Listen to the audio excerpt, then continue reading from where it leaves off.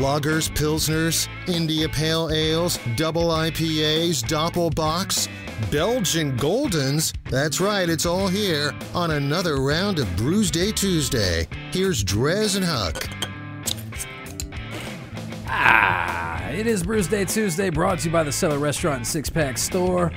We are popping some tops that are, like we discussed earlier, not exactly pumpkin beers, but that's what they say on the label at least. Yeah, you know, they're claiming to be pumpkin beers.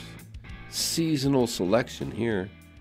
Yeah, I don't know. So as I brought up, and sure enough, you did have it in your cooler. Heavy Seas makes one that I do love. Do love. The Greater Pumpkin.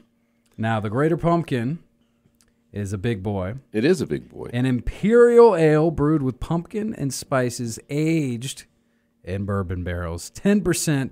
This is one of my all-time favorite pumpkin beers. 10%? 10%, brother. How the heck did that get on your side of the table? And I could be wrong, but I think they also, I don't know if it was a limited edition, if they still do it, but I think they have like a greatest pumpkin. They do, or greater.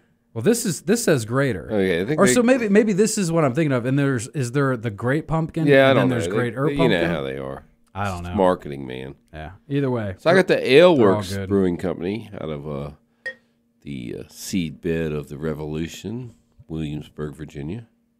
I like to go there and drink in historic Williamsburg, you know, and like get a mug of beer and sit down on one of those wooden log-hewn tables and talk treason and sedition, just like they did. Anyway, I digress. So this thing is 7.3%, so it's like easily over the Huck session. Yeah, these are all pretty level. big beers. And you know, I don't get a lot of Ale Works beers. It's not a big beer in my list. Well, hopefully this one will win you over. I need to go there. Have you had this before? Not this year's. This year's, okay. Well,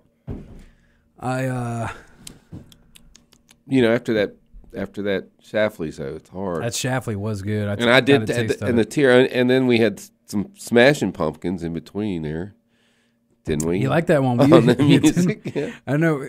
Usually, I like to put you on the spot. And you didn't, and I had something. The one time that I didn't. Yeah, I was ready for you this time. But luckily we had the same thing in mind with the pumpkins. Yeah, gonna have pumpkins. Gotta have pumpkins. There's no Smashing Yams. Yeah. Yes, we had to do the Smashing Did you smash pumpkins back in the day? Oh yeah. Oh, I was bad. I was a juvenile delinquent. I don't think I ever really did that. I would actually like unscrew your Christmas lights off your tree and throw them in the road. And I was up at like 4 a.m. delivering your paper, so it was the worst case scenario. I was a little bored, so I was bad. So you like put the paper in there and then steal your light bulbs and smash them. It makes a good noise, especially at 5 a.m. The sun's just coming up, the frost is on the pumpkin, and then we'd smash the pumpkins. Yeah, you were bad. Hey, blow them up cherry bombs. So, you know, it's funny is like, so back in the day in high school, you know, we would kind of like, if the parents were away, you know, you'd throw parties and stuff. And we noticed that we would throw these parties and we would have to be, you know, you got to be careful because, you know, our neighbors, we know each other and stuff, you know. And my cousin would start to notice that there was this car, this like weird, like green van would cruise by like early in the morning. It was like 3, 4 in the morning and they would just cruise by and it kept happening. And we were like, what, who is this? What's going on? It's the abduction van. So we saw him. We saw him one time. It was early in the morning, and we did it. Like me, my cousin, and Holbrook. We all jumped in a car and we tailed this van, and we followed him all the way down to the food line and be like, what is going on? And then they get out and they put a bunch of newspapers, and they were delivering the damn newspaper. Yeah, but those guys were shady, man. Well, they were shady. You know, I remember waiting for the paper because, you know, seriously, I didn't get up at 4, but you get up like at 5:30. And you go out and the paper man, it's always the green van, you're right. And he'd come by and they'd throw open the doors and they'd toss the papers and hit you in the head with them. Mm-hmm. And then on they went. But, you know, sometimes they would, you know, get drunk and late and you just didn't know what was going to happen. But nowadays, you know, kids can't have a paper out. Let's just digress a little, you know, because the people in cars are delivering all the papers. Yeah. I rode my bike. And I think you even brought it up last week. I mean, not too many people even get the paper anymore. So yeah, the papers are dying. I mean, I read a couple of them online. And I used to read the Vegas paper every day, but now they put the paywall up. Sorry, Vegas. Well, not reading it. Yeah, not reading it. Don't care that much. I mean, yeah. I mean, it's not like. I mean, if it was like $10 a year, I mean, how much is a megabyte? we're not talking about they had to print anything. This is like there. I'd pay $10 a year. They want like $10 a week. That's for content, I guess. But you know what? Everybody's got the same content. I would say you get content somewhere else. Yeah, it's all the same. Yeah. Especially political content. By the way, it's not good there. Yeah, so what else? Pumpkins. What else can you do with pumpkins? You can chunk them. Oh, yeah, the pumpkin chunking. That's over at Sinkland Farms. They do that, right? They didn't do it this year. Aw. I was over there a couple times to take the grandbaby. But they had the big pumpkin chunking. And then, again, we're back to Sam Caglione. He's come up twice in this pumpkin conversation. But it was near his place, and he was one of the sponsors. And they did it for years. And then somebody had an accident on a four-wheeler in the parking lot, okay? No pumpkins were chunked. Didn't get hit by a pumpkin. No, and there was, just that, and they got sued, and the whole thing shut down. Hadn't come back yet. So we're hoping. I talked to him. I was up there this year. One idiot to ruin it for everybody. Yeah, and I'm not saying that people weren't hurt and they need to be sued, but you know what? Maybe the guy driving the four-wheeler should have been the guy sued, not the pumpkin chunkers who were over on the other side of the fence. The problem is the guy driving the four-wheeler doesn't have any money. Yeah, that's the problem. So they look elsewhere for it. But no, you get. I know. I've been on some nonprofits, and there's actually a law you can't sue people that run nonprofits if they do something stupid. And I always say we shouldn't get the insurance because they can't really sue us because there's a law that protects us. But no, they always get it. It's the insurance. It's a racket. I don't know about all that. Other thing with pumpkins. Yeah. Back in the day, we would get pumpkins around Halloween. You gut them, you carve them, all that good stuff. But the good thing about gutting them was the seeds, man. You take the seeds. My mom would make pumpkin seeds. You put a little seasoning on there. You bake them. I used to love. Oh, that's good. Having the little pumpkin seed Ziploc bags in my lunch back in the October. That's a nice treat. I haven't had that in forever.